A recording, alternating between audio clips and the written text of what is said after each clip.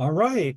Good evening, ladies and gentlemen. My name is Scott Handley. I'm the Associate Director of the Honors College at Missouri State University. It's my pleasure to welcome you to this evening's program with Professor Ruth Barnes, Professor Emeritus here at the university. And she's going to be sharing with you her experiences in the Peace Corps in this country of Northern Macedonia. By way of introduction, Professor Barnes has an M.F.A. in dance and experimental choreography from the University of California, Riverside. She was a longtime tenured faculty member in the Department of Theater and Dance here at Missouri State University, where her course expertise included modern and contemporary dance techniques, improvisation and composition, dance history, applied kinesiology for the dancer, dance and technology, as well as freshman seminars for students studying in the Honors College. After retiring from full-time teaching in 2023, Ruth embarked on a brand new adventure as a cultural ambassador and volunteer in the United States Peace Corps. She's been in the country of Northern Macedonia since September 2023. And she's going to tell you a lot about Northern Macedonia. It's a small nation that is multi-ethnic and multi-religious. It's located in southeastern Europe. Amongst her many duties there, Ruth is a classroom assistant and English language instructor and volunteer, as well as a cultural ambassador. She is the living embodiment of Missouri State University's pillar of the public affairs mission in cultural competence. Ruth's going to speak for 15 to 20 minutes this evening, and then we will welcome questions from the audience. I hope you will enjoy everything that she has to say. Without further ado, please join me in welcoming Ruth Barnes, Professor Emeritus. Thank you, Scott. I want to thank Scott greatly for setting this up, and also Mary Willis, Dr. Mary Willis, who is the department head of anthropology and sociology and the director of the Missouri State University Peace Corps Prep program. So yes, and thank you to those of you who are in the room with me and those of you who are on Zoom.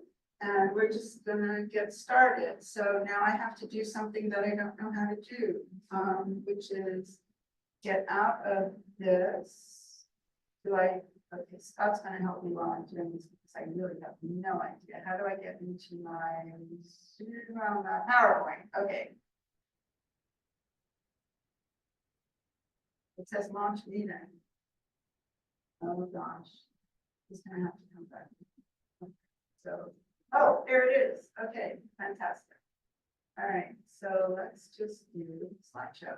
Okay, so the country is North Macedonia. I am a Peace Corps volunteer in that country, and I'm going. Okay, so I don't know what the audience knows about Peace Corps, about North Macedonia, about the process of becoming a Peace Corps volunteer. There are some return Peace Corps volunteers on the Zoom call, but so I'm just going to go through things as quickly as I can to get to the meat of this, which is the country. Okay, so Peace Corps was founded in 1961 by John Fitzgerald Kennedy by executive order. And then in March of that year, and then in September of that year, Congress passed the Peace Corps Act. Originally, Peace Corps was under the umbrella of the State Department. And then sometime in the late 1970s, early 1980s, it became a separate agency. That's still, I mean, it's a government agency. It's funded by the government. You have something like 0.1% of 0.2% of the money that is given to foreign affairs. But yeah, okay. Currently, Peace Corps has 6 sectors, which are agriculture, community economic development, which is basically grant writing, helping NGOs with writing grants, education, and education. Another. Okay, sweetheart. Sorry, if you could mute yourself, that would be awesome. Education where I am is exclusively English education, but in other countries they have mathematics or sciences or other languages also. Okay, environment. Health is a big program. I don't know if it's the largest program, but it certainly is huge. Okay, and then youth and development. Peace Corps has 3 goals. The first is to help people of interested countries and areas in meeting their needs for trained men and women. countries request Peace Corps, that Peace Corps come to them. Peace Corps does not solicit calls for Peace Corps volunteers. And yeah, okay. And then the second goal is to help promote a better understanding of the American people on the part of people served. So US citizens, it must be a US citizen, goes to another country, and yeah, there's that. And then to help promote a better understanding of peoples on the part of the American people. So this presentation today is part of the third goal, and it's called a third goal presentation. So this question was, my country director asked me this, how did I get here? And I said, Peace Corps placed me.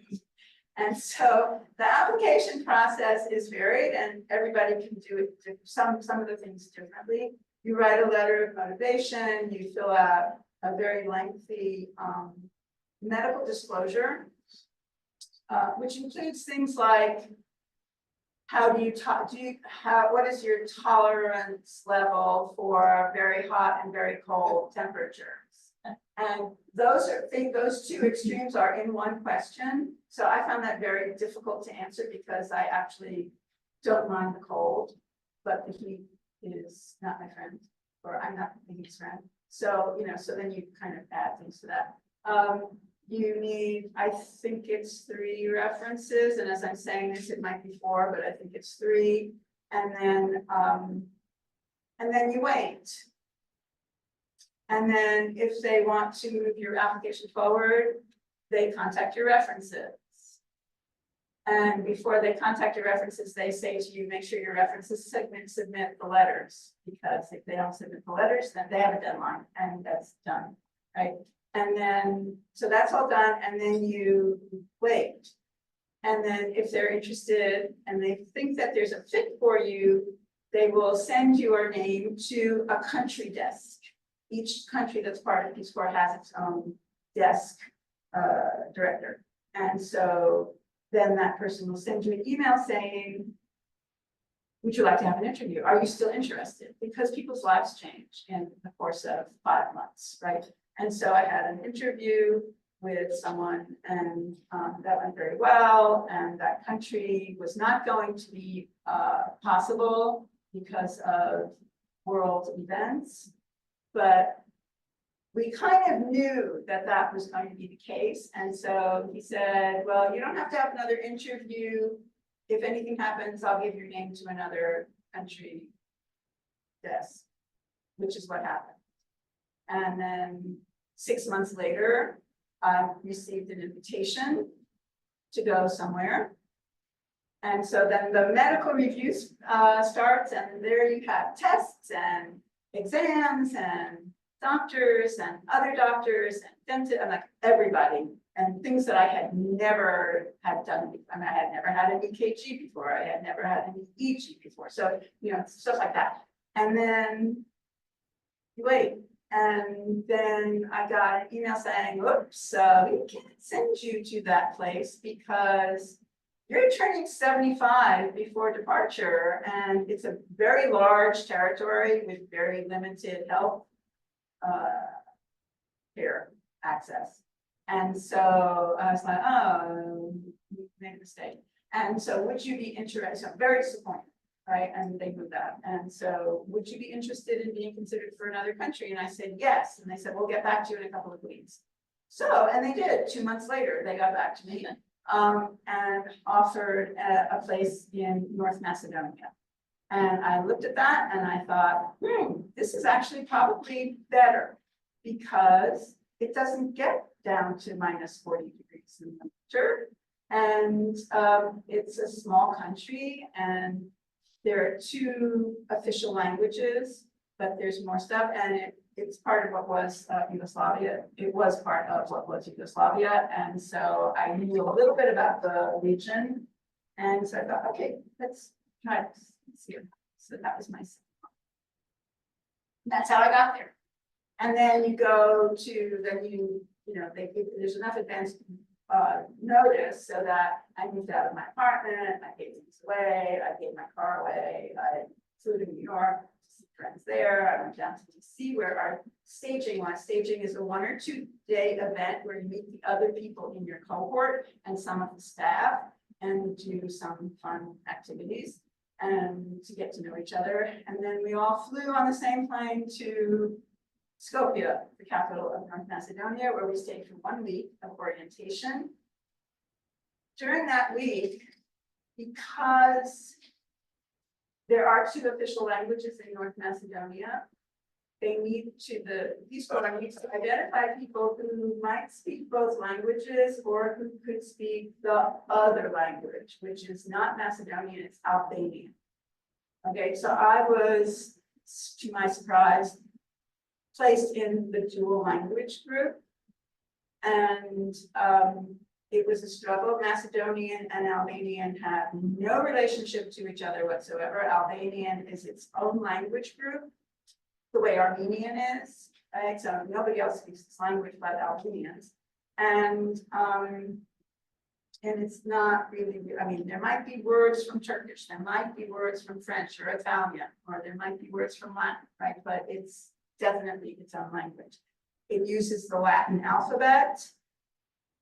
They say they have 26 letters, they have 36 letters. So there are 10 additional letters that are created by accents, joining 2 letters together. Like TH is a letter, DH is a letter, ZH is a letter, GJ is a letter, right? So because it's phonetic, so they're using the letters that form those sounds.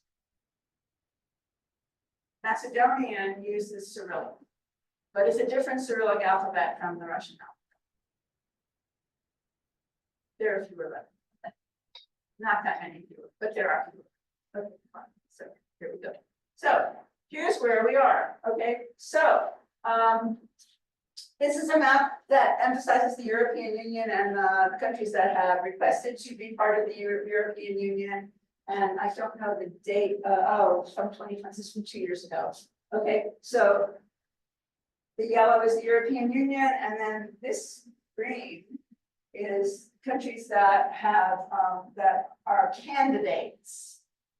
Okay, and North Macedonia is here. So, and Switzerland is here. Okay. So this was Yugoslavia. And all of the countries that are not gray were part of Yugoslavia. So, and then again, so this is the Soviet Republic of Macedonia, right? So it's north of Greece, east of Albania, west of Bulgaria, south of Kosovo, which is now its own country, and Serbia. And as you see, it's landlocked. There's this huge lake here. There are 2 huge lakes here that are absolutely beautiful, right? And it's a mountainous country, as is most of the Balkan Peninsula. I'm going to go back, right? So the Balkan Peninsula is this, right? And yeah, so what's interesting, if you, I've been reading some history and some fake history. People, you know, history that was written at a time by your Western Europeans, and you read it and you go, okay, that's your perspective, right? And we know this, that history is personal, right? The person who has won the thing gets to tell the story. But so this whole area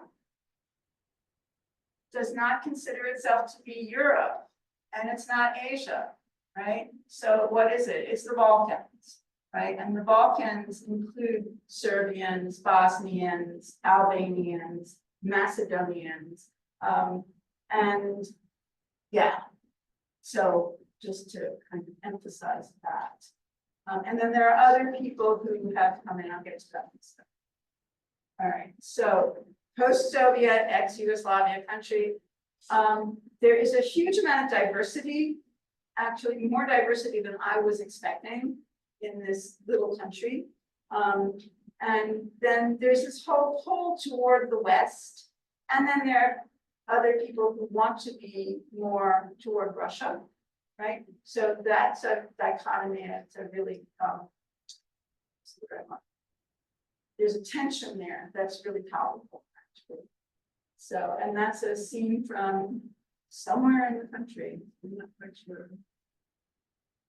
Okay, so Macedonians make up the bulk. They're more than 50% of the population, right? The second largest ethnicity is Albanian, Shqitar.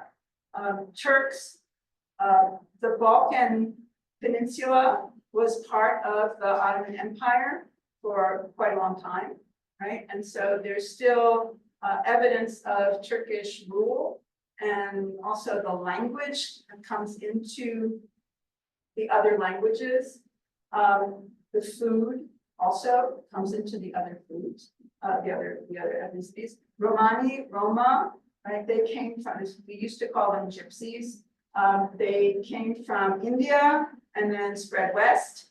And actually, Romani are found throughout Europe, Western Europe, Ireland. There are Romani as well.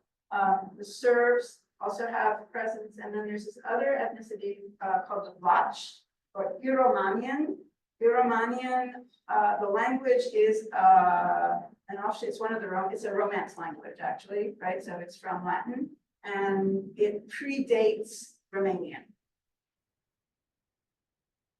So, interesting thing about the Romani is they did not have a written language until a little over 100 years ago. So there's a whole lot of history there that is not known, because it's an oral history, and oral histories change more than written histories. So, okay. So I am co-teaching English in primary school.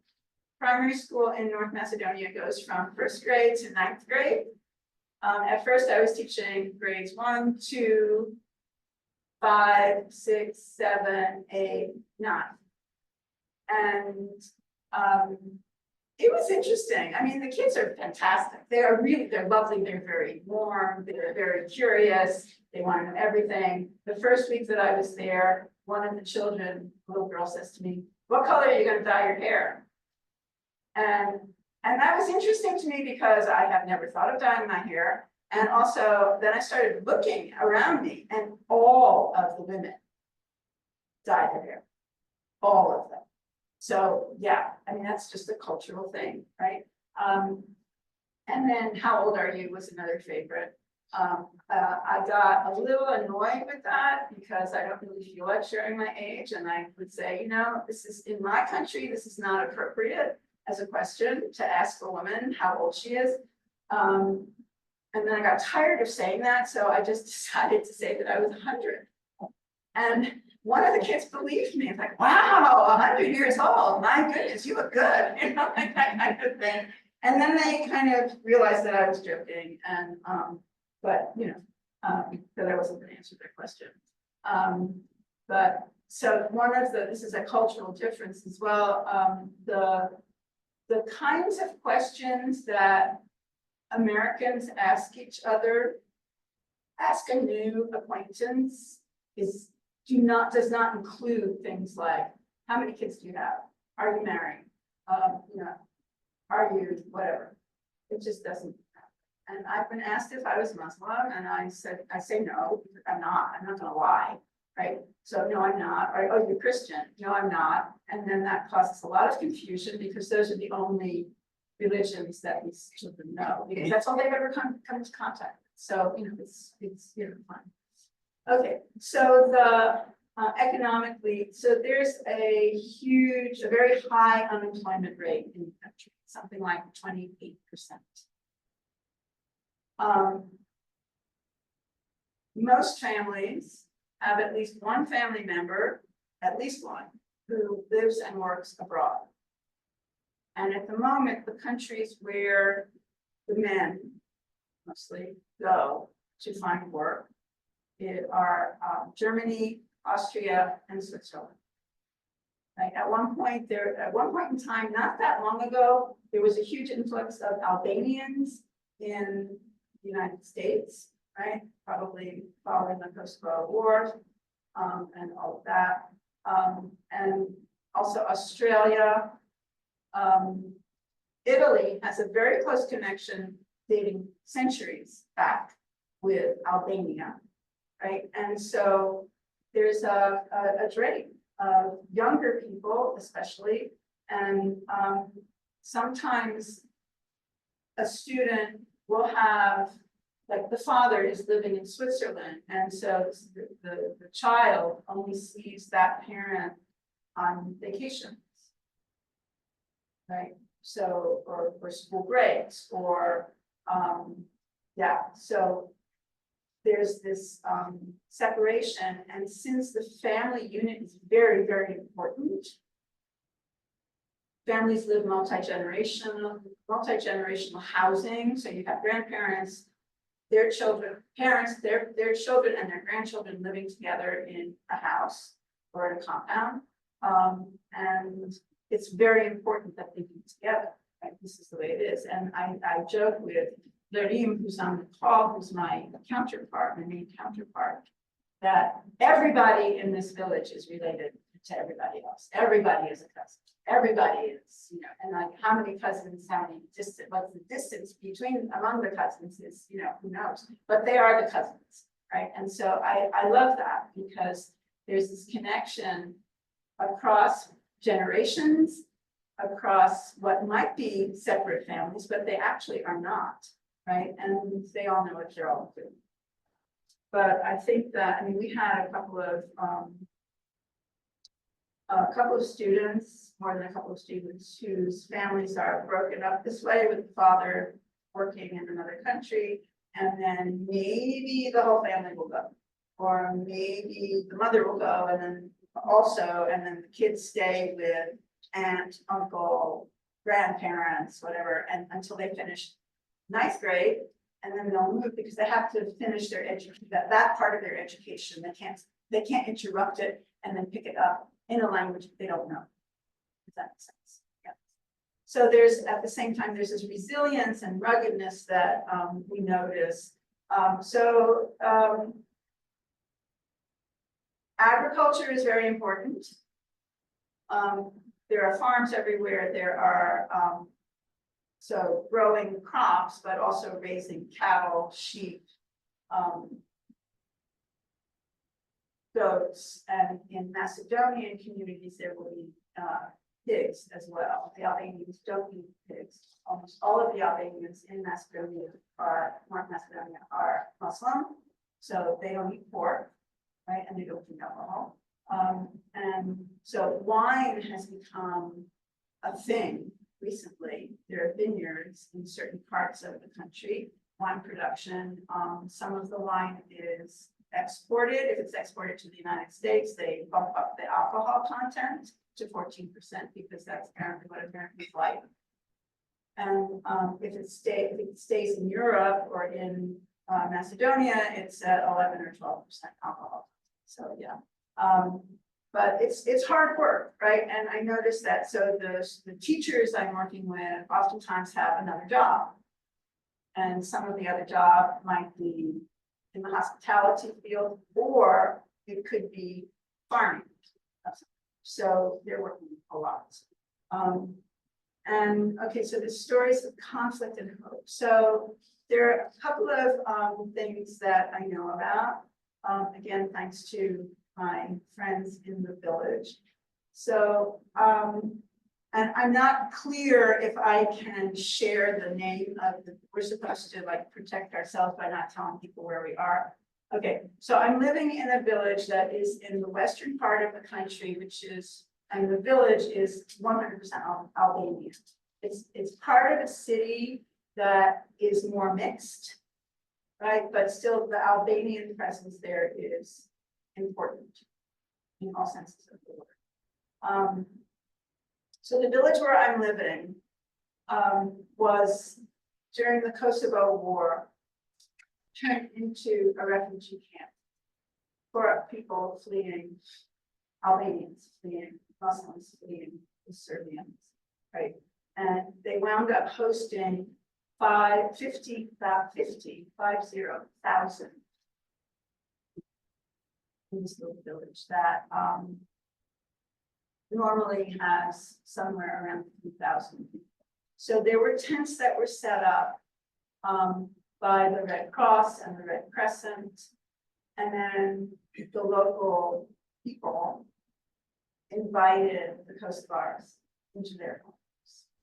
And there was a documentary that just came out last week about this. It's in Albanian, but if you know, you can find it on YouTube. That is, and they interviewed a few village and some people who had come there as children and are now back in Albania or Kosovo, and what their response was. And you know, there's a thing about helping other people that is very, very important to their way of life. So I just find that wonderful. And there's a sign. I think I'm going to show you the sign from where I was doing pre-service training. And it's coming up in other places where there are, so you get the okay, there it is. Okay, so this is my pre-service group. This is the dual language program. This young woman is Albanian, and she was our Albanian teacher. This young woman is Macedonian. She was our Macedonian teacher. And they're not just teaching you the language, they're also teaching you about the culture, right? And the differences between the two. Okay, and so this sign, this Gostivar, is the name of the city. And you know, the O is a heart. It's kind of corny, but it's also lovely. And so this kind of sign is popping up in other villages around, in other cities and other villages in Macedonia. And this is our swearing in. We clean up very well for swearing in, and with our certificates and all of that. And so yeah, I was the second oldest volunteer in my big group. The youngest person is just turned 22.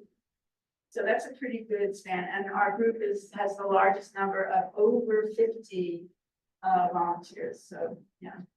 Okay, and so it's a beautiful country. I mean, beautiful country. This is Lake Ohrid, which is in the south. It's it borders Albania and Greece. This is a pile of wood. This is how. Okay, so this is the house I stayed in pre-service training. This is 10 weeks before you're told where you're going. And so this is in Gostivar, or Alcina, part of Gostivar. So this is the house I lived in, and this is her sister-in-law's house. And all this wood was going to heat the house for a couple of months. Yeah, and they have wood-burning stoves. Some of the wood-burning stoves are used also for cooking. So yeah, yeah. And this is Gostivar is here. This is a view from the mountains, from a little village called Youth in the mountains. And then this is the view of the western side of the village where I live. These are the Shar Mountains. And I took a picture from the schoolroom. And then we took a little excursion to Matka Canyon. Matka Canyon is outside of Skopje. And it's just amazing. There are caves. The mountains are just beautiful. And there are trails there. It's very much a tourist attraction also. That's me and my host family, right? So this is the husband and wife, and then there are other volunteers behind her. This is the first time we met in Skopje in the hotel. And okay, so then I moved to site, and the first day at school, this was on the blackboard. Oh, this is the first week, actually, this is a Friday. The fifth grade class, one of the fifth grade classes I was co-teaching, wrote this. It says, "Welcome to our school, made with love." And that's just the way, I mean, you know, I would go into the building, and the younger students would just kind of run at me and throw their arms around me and want hugs and all of this. I mean, it's just, they're so spontaneous. It's just really, really lovely. And then this was an idea of my counterpart. He wanted something that would show an idea of helping hands for International Disability Day. And so that was that. And then in English, I wrote, you know, lend a hand, help a friend in need. And then we were hoping that a lot of people would sign it. Okay, so then this is my birthday cake. The design is by my counterpart's older twin daughter, one of the twin daughters. And she said, well, there has to be an American flag and an Albanian flag. And so one of the math teachers is actually a pastry chef as well. And so this says, Urne, India is birthday, Tita is day, India is birth, right? So happy, like, congratulations. Urne has a lot of meanings, but among them it's like, congratulations on your birthday. Yeah. I don't have any pictures of the children because they all have their faces and I'm not allowed to share that. So it's kind of sad, but anyway. This is a room in a Albanian cultural center in Gostar that is used for musicians, dancers, learning music, traditional Albanian music, traditional Albanian dances. And all of the artifacts in there are traditional costumes, traditional clothing, instruments, the way a room might be decorated. The seating is very, very low. There are these low tables as well. So it's, you know, yeah. And a lot of color and yeah.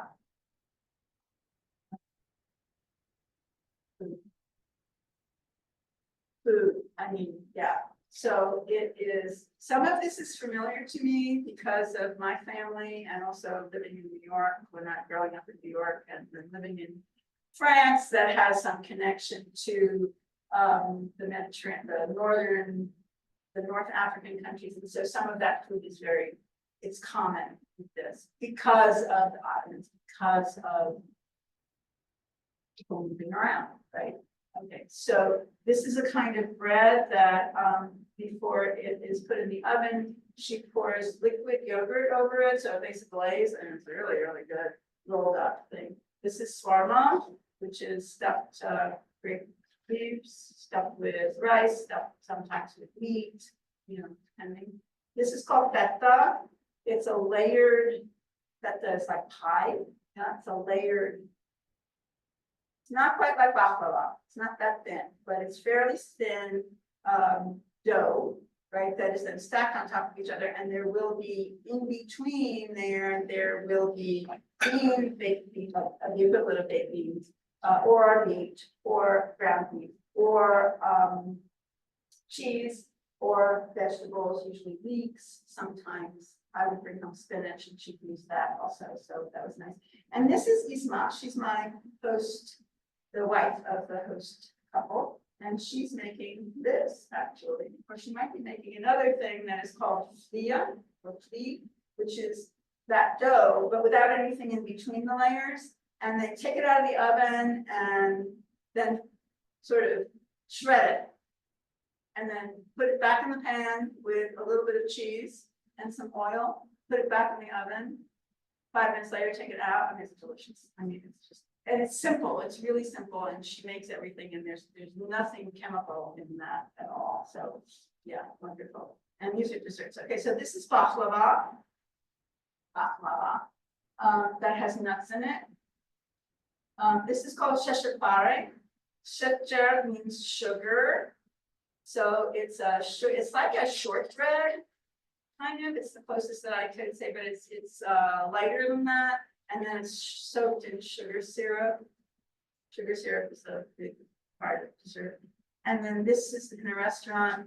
It's a pumpkin pudding cake kind of thing. Yeah. And then, so May 7th is Teachers' Day. And they have celebrations. And so we went to a restaurant and so we had beef, chicken, potatoes, rice, vegetables, salad. This was the beginning of my birthday dinner. It's just salad and bread, but there were other things later on. And this was the first iftar that I've ever had. So iftar is the evening meal during Ramadan. Ramadan is 30 days, right? And so you don't eat when the sun is up. Between sunrise and sunset, you do not eat, you do not drink, you do not smoke. And so then you have this lovely meal at sundown. And so it's a soup that is made with stock and garlic and a little bit of flour and egg and yogurt. And then on top there's it's actually margarine and paprika or some other spice. Delicious. It's really, really good. Dates are usually the first thing that people eat to break the fast with water. And then this is chicken and rice, yogurt, what we call yogurt, they call kos, olives, these are hot peppers, and water. So in April, the director of Peace Corps came to visit the Balkans. She was in the Balkans. Her name is Carol Spahn. She was in the Balkans for three and a half weeks. And she went to all of the countries that are part of Peace Corps right now. And she came to my site to see my living conditions, which are actually pretty good. I mean, it's not hardship at all. We have running water, we have heat, we have, I have a large room, that kind of thing. So this is my host, the wife. This is a Peace Corps staff member in Skopje, who's the director of the community development program. This is my counterpart. This is the country director, David. This is Carol Spahn. This is my regional director. These three women are from Washington. They work with other staff in Washington. That's me. That's my arm, and that's my that's his legs. Okay, so here we are for real. Giosa is the regional director. David is the country director. That's Valerim. It's my counterpart. That's me, Carol Spahn. Yashar, Isma, and I'm sorry, I don't know her name. She works, it was like, they were there for 45 minutes. That was crazy. Okay, so we did this thing during we have in-service training. We have pre-service training for 10 weeks. And then once you're in service, you'll have these occasional in-service training. And the first one we had, there was this game, and I don't know what the game is called. They're cards, right? And they're all different. I don't know how it works, but they're beautiful cards. And so we were asked to go to a table that was for before we went to site, pick a card while we're at site, and then what we think it's going to be like after, right? So this was before, like grounding. Like I'm still, but I'm growing, and there's this apple. I'm curious about what's going on around me in the forest. Somehow there's a drum. I don't know. That was like music, dance. I don't know what. And then this is really how I felt at that moment. Like I was juggling 5 million things, not knowing how I was doing it. Somehow they're all staying in the air, but it has nothing to do with me. It's like, wow, yeah, okay. And then after, this is like aspirational, that I will just be floating around, flying like that, and I won't even need that bicycle to get around. Okay, so there's a whole bunch of information on the Peace Corps site if anybody's interested in joining the Peace Corps. There is no upper age limit for Peace Corps. You must be 18 years old and an American citizen. There are people who are Peace Corps volunteers who are in their 80s. So yeah. And then Mary Wilson's contact information. And then I started a blog actually before I left. When I left Springfield, I started a blog, and there's the link there. And now I want to know if anybody has any questions or comments. And I saw that there was some stuff on the Zoom. So let's just see on the chat. Oh, Peace Corps homepage. If any of our guests would like to ask a question, you can use the reactions button on your Zoom screen and raise your hand, and that way Professor Barnes can see you and call on you. Okay, and I'm just going to show the last thing, which is Salam, that is Macedonian, and Palavenderich. Thank you very much.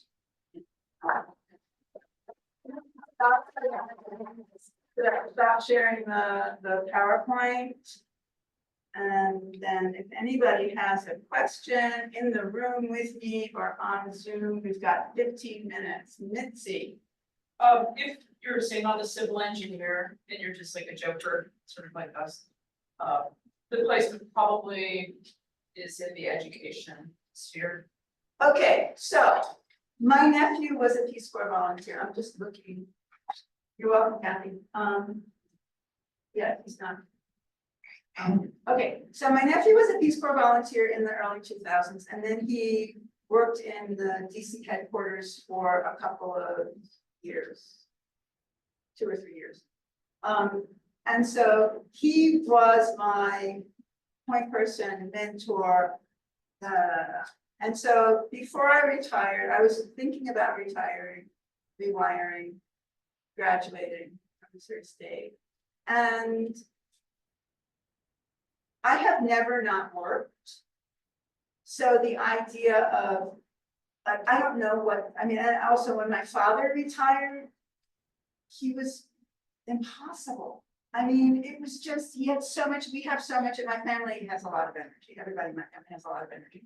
And so, I mean, it was just unbearable. And my stepmother would say, get him out of the house, you know, like just no, right? And so I knew that I had to be doing something. And I called my nephew and I said, so what do you think about me and Peace Corps? And he said, you'd be wonderful. Your skill set is really limited. Right? And which was true, right? And it still is true. And so I said, well, Andrew, I'm looking at the education sector.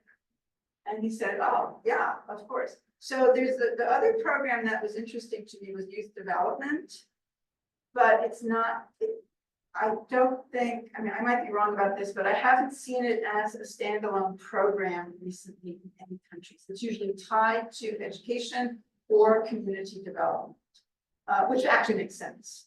I mean, you know, you have access to the kids when they're in school, right? Some of the education people, depending on the country, might be teaching university. This has happened. Might be teaching, there are people in North Macedonia who are teaching in high schools. My cohort came in at a time when the government of North Macedonia's request was for volunteers to serve in villages. Villages only have primary schools. The kids are bused into the cities to go to high school. So, you know, I mean, and I was like, okay, I mean, as long as it's not, you know, 6-year-old, I'll be fine. And somebody asked me the other day, actually, if I'm using any of my dance career, my dance knowledge in what I'm doing now. And I said, sort of. I mean, there was one class that we had, they're moving on to high school.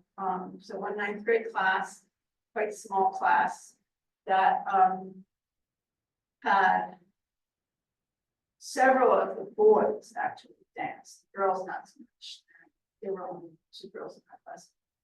And so there was one day when there were these 2 boys in the room, and I don't know, I knew that one of them especially dances really well. And I said to him, show me this, there's a basic warm-up step. And I just said, show me the step. And so he did. And it's, you know, it's 6 counts. I mean, it's nothing, right? And so I did, and they got very excited that I had learned this really difficult thing, right? And so we were dancing, and I was asking them, they have a warm-up activity, which involves them asking each other questions. And they have to respond, like, what's your name? Where are you from? What do you want to, where do you want to travel to? You know, things like that. And so we're doing this, and the others come in the room. And then, so we were all of us doing this dance, and they loved it.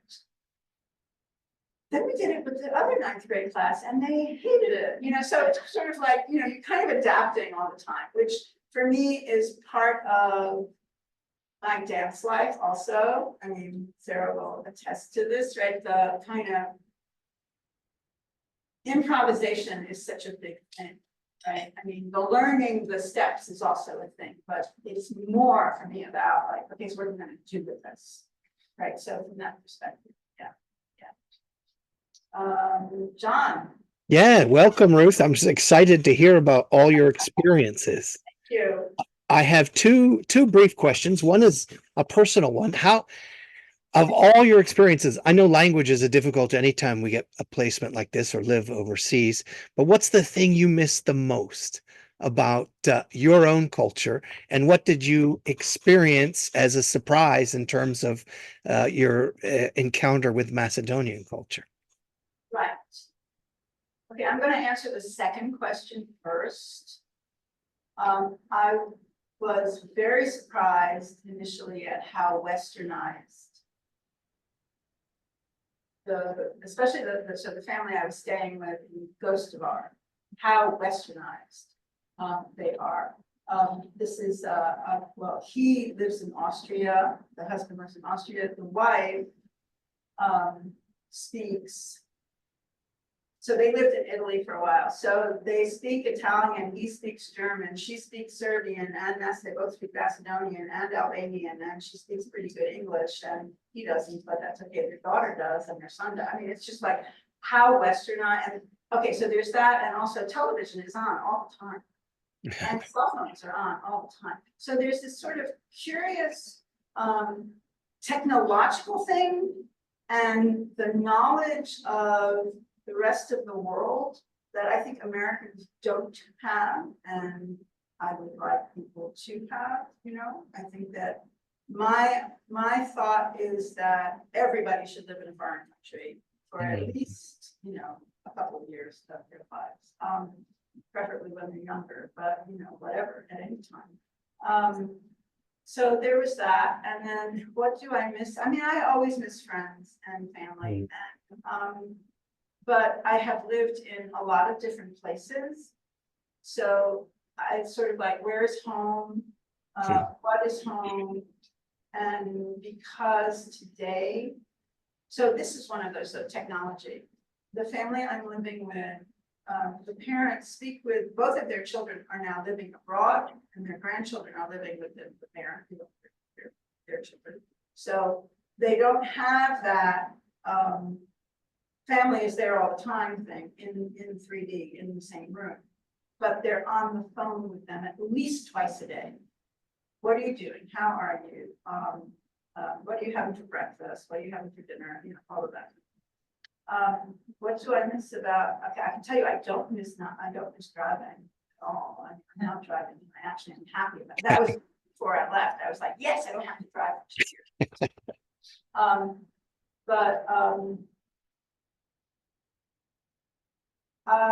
I think that what I miss is more a function of living in a village that is part of a city that does not have theater or dance or music, except, you know, like in the home, in the street, right? So Skopje, there's an opera house, there's ballet, there's which is not my thing, but it's good anyway, right? And there's more theater in other places. Yeah, you know, that's a hard question to answer. What do I miss? And other people have asked me that as well. And one of the Peace Corps staff from DC said, asked me like, what was, you know, I think I had said that I was coming back to Springfield for a visit, and like, what do you miss? And I said, hair glue. I mean, I can't find good hair product because nobody has hair like mine here. You know, it's like it's just not part of the genetic pool. I don't know, but and that was a kind of stupid flip question answer, but I don't know. That's a hard question for me to answer. And is Lynn still here? Or did she have to leave? The person who served in the, oh yeah, there you are. So Lynn served in the same village as me, and that's my counterpart learning this year, which this is just so lovely. Then says, great job. Thanks for the memories of my beautiful village. And I can tell you that they only have good things to say about this person who I've never met in person. So, yeah, Etta. So thank you so much for sharing, and especially for sharing that more than half of your team, your cohort, is 50 plus. It's about a third. It was about a third. Now it's yeah. So what would you say might be some of the greatest challenges for people that are in the 50+ Yeah. category and have more ingrained habits, shall we say? Or Yes. maybe it's health related. Yeah, so, okay, so we have, when we have these in-service, training sessions, we've been having like an hour, well, it's supposed to be an hour, but it ends up being 2 or 3, discussions about how we're doing in our site, because it's true, it's slightly different, or maybe sometimes very different for someone who is an older adult. So one thing that, okay, so maybe John, this is an answer to your question as well. I live in someone else's home for the first time since I moved out of my parents' home. I mean, I lived with a partner, right? But usually he had his house, I had my home, and we kind of, you know, it's like a much looser. I've never been married, and so that for me is very different. So I am living in someone else's home. Peace Corps negotiated that I have access to the kitchen. We share a bathroom, we share a toilet. I have a very large room, and I can use it as a sitting room. If I wanted to roll around the floor and do exercises, I can do it. It's big enough for that. At the same time, maybe this is because of the way I am. I feel, and also, okay, as someone who is actually an extroverted introvert, I feel that I must go and be sociable. And that is just like, why? You know, I mean, that's really hard. But I make the effort. You know, it's like, how do you say no in a way that I don't feel that I'm giving someone a negative, like, get out of my way, you know, that kind of thing. So that's a little complicated. So the other people in my age group, we're talking about expectations. And that's something also that just doesn't make sense to me. Like, having expectations doesn't make sense to me. It's never made sense. And it's like, I think that, again, that might be a result of my life as a young child. Like, if I expected something, it was like, it might not happen. And I knew it might not happen already when I was 4 or 5 years old. So not having expectations, or you go to a concert, or you go to a theater, a play or something like that, production, and you're an art gallery. Oh, I was expecting to see, you know, Renoir, and it turned out to be Modigliani. How is it? I mean, you know, it's like, it doesn't make sense, right? So at some point, I made a deliberate choice not to have expectations at all. Go to a dance concert, I have no idea what I'm going to see, I'm just going to receive it, right? Which sounds kind of passive, but actually I need to be quite active sometimes, right? And so, like, not knowing all of that, because we know a lot. And I think that one of the things that might be the most difficult for me is knowing that I know something and they don't know that I know that, or they're not taking advantage of what I know, that kind of thing. That is the biggest challenge for me. Okay. So I understand much more Albanian than I can speak, which is a problem, because I think people think that because I'm not talking, I can't remember words that I don't understand, but I do understand, you know, so it's like, yeah.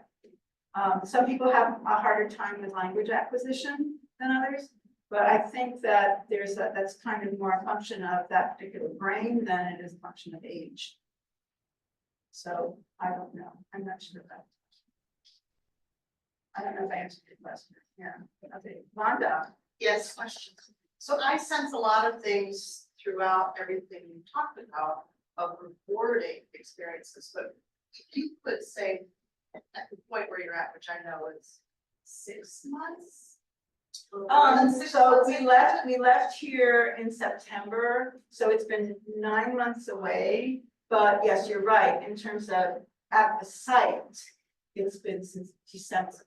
Yes. So give us the short summary of the experiences you've had so far. What would you say would be the most rewarding?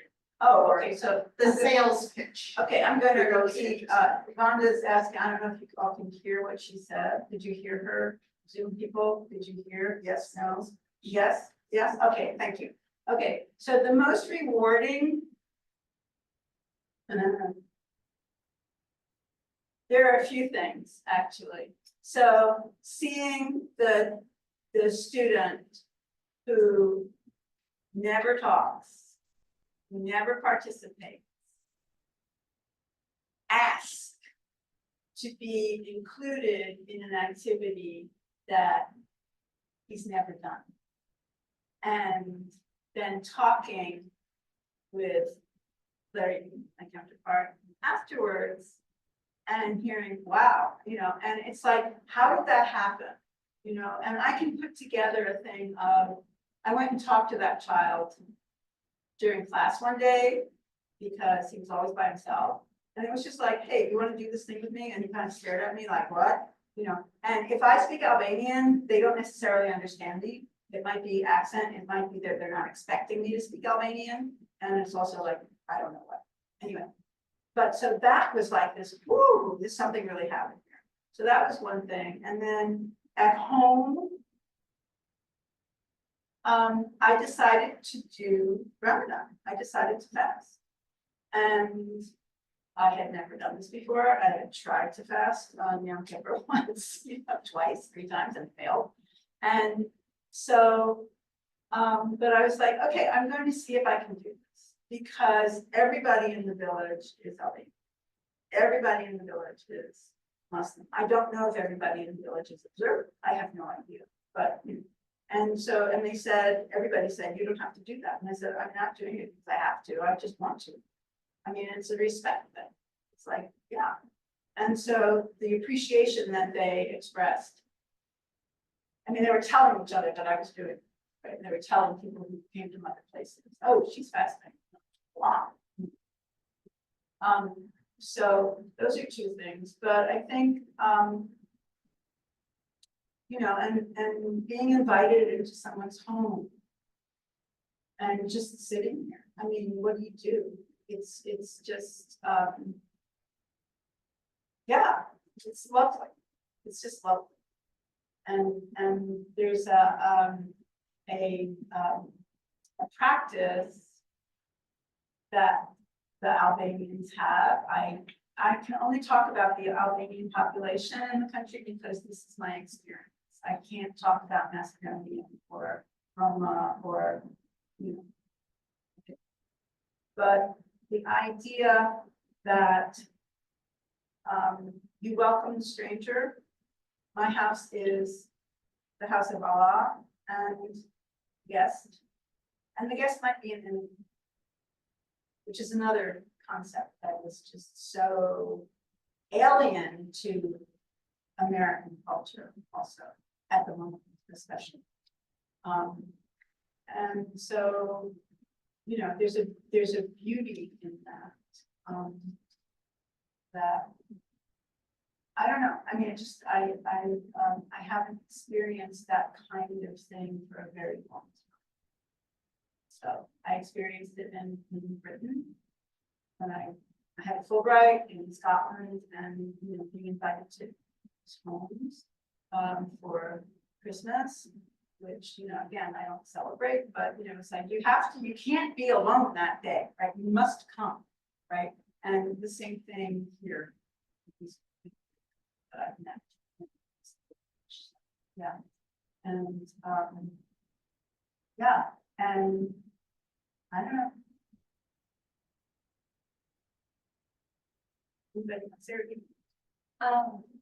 I had questions that I don't. Can email. Okay, right. Like mine was more because with AmeriCorps, the pay was very low. Oh, yeah. And it, you have to work multiple jobs and stuff. And so I was curious About the pay. Okay. yeah, if you had. Okay. could work.